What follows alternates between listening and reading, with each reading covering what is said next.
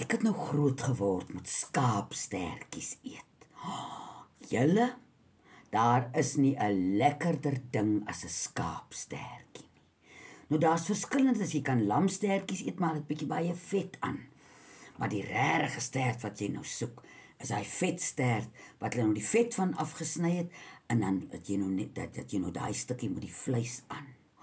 Gister het ek vir my 'n skottel stertjies gemaak.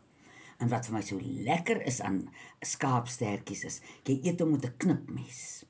Ek het my oupa Skutte se knipmes geërf.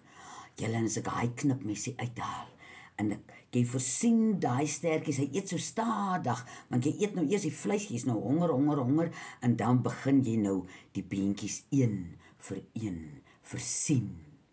En jy raak so lekker ty van die wat is dit, gelatine wat in daai stertjies is. En jy eet dat jy tot die by jou ore blink van die vet. En ek het nou vir die eerste keer toe ek Groot Mariko toe gaan, toe ek en die oom daar gaan konsert hou daai jare. Toe ontmoet ek nou 'n beestert. Nou kyk, dis 'n hele ander kaland as 'n skaapstertjie. En ons ken nie beeste nie, want ons het die beeste hier nie. En die een wat jy het net die een stert, en is gewoonlik jy wat hom kry as jy beeslag nie. En daar het ek nou onder groot meesters van beestert het ek nou geleer. Dis sommer die wonderlikste ding. Ek het nou al so gepraat van hierdie Esmeralda van my. Maar julle, as ek nou die dag bietjie roekeloos voel, ry ek hier in, hier's 'n plek in die dorp wat beestert verkoop. Nou beestert se ding is, jy moet hom kook en kook, die vuur moet hom knie, en hy moet knie, want hy's ook mos so ty, en hy's so gesond, oor hy so ty is. En as jy hom in hy eysterpot sit, oom Johannes het altyd gesê, of jy nou 'n stuk wild soos 'n eystervark of 'n tarantaal kook, of 'n beestert, hy moet lank kook en jy kan nie glo hy sal enige plek voor die eysterpot nie begin huil nie. Soos hy nou op die vuur staan, kom daar ou watertjies net, en dan word sy rand so vol trane, vol van hierdie lieflike beestert trane.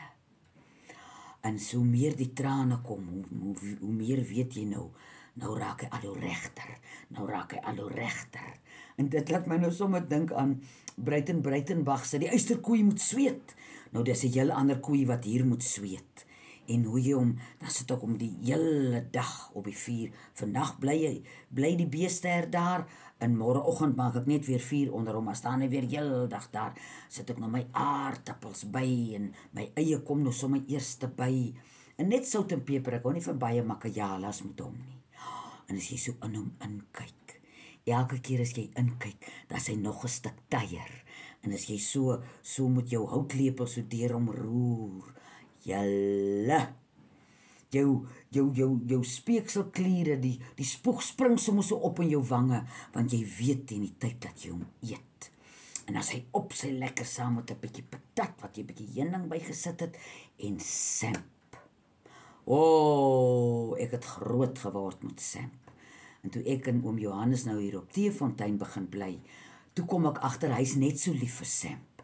Nou jy kook en jy kook daai semp, laat sy lym ook lekker dik is. Dan sit jy nou hierdie beestert met sy lym bo op die lym van hierdie semp. Nou ek weet nie wie wen die eerste prys tussen hulle twee nie. Dit voel vir my, hulle albei is goue medaljewenners by die Olimpiese spele. Elkeen met sy eie besonderse lekkerte. Ek weet nie, wat is dit aan 'n skaapstertjie nie?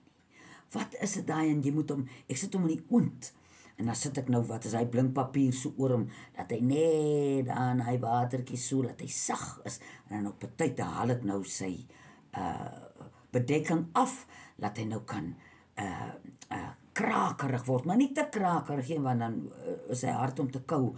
Hy moet so van die bene afval. En as jy met jou knipmes, julle, ek is liever met 'n knipmes eet. En met jou knipmesie sien jy daai beentjies na, tot hulle kaal geëet is. Nie eers 'n arend sal 'n stukkie van hy seëning afkry as ek met 'n beentjie besig is nie.